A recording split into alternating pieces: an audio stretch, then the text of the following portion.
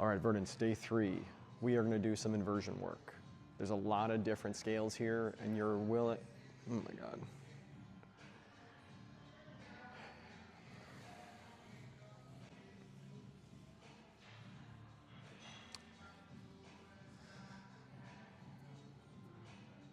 All right, Verdance, day 3. We are going to do some inversion work, and based on your comfort level, there's a couple options here.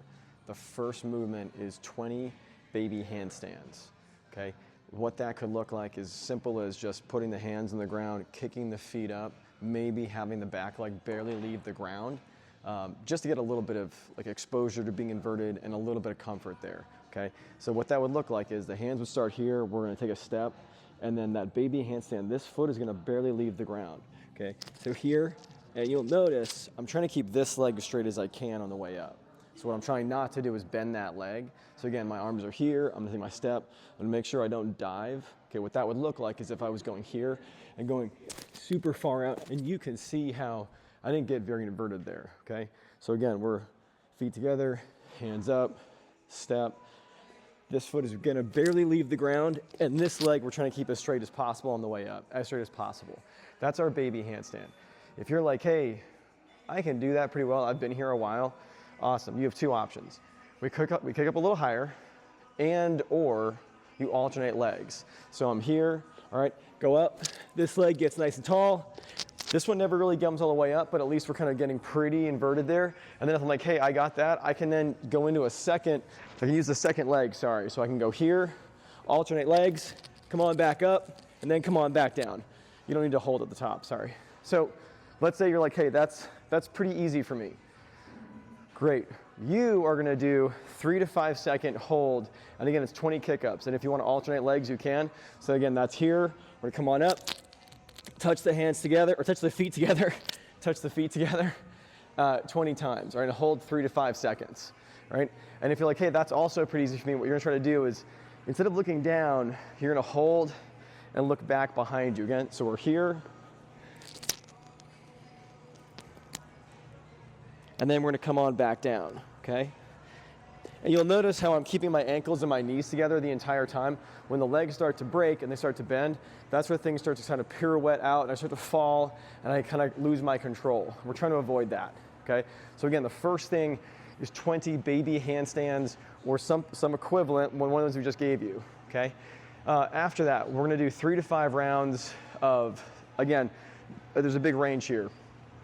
10 to 60 seconds of a handstand hold against the wall.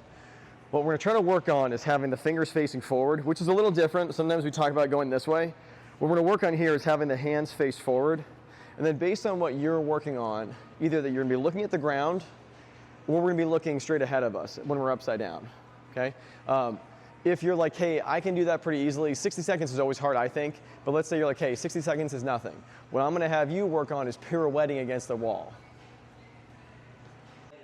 So we're gonna work on, again, for that second piece is gonna be a handstand hold. You have 3 to 5 rounds and you have somewhere between 10 and 60 seconds on the hold.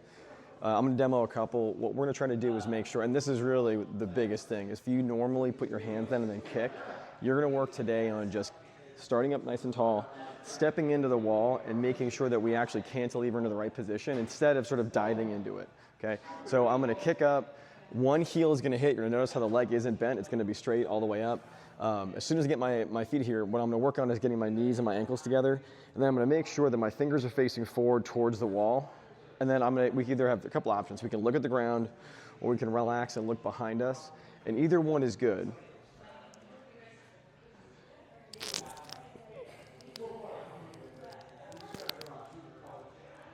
And if I can, I'll get even closer to the wall if possible without having anything against the wall.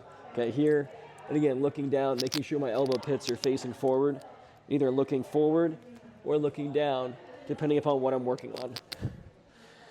If I know that that's, I mean, none of this is easy, but I know, hey, I can do that pretty easily. We're gonna add the pirouette in, okay? So you're gonna kick up. You're then gonna work on small movements and try to keep your feet as close as you possibly can together, and then end in as much of a hollow position as you can get to when you're facing the wall.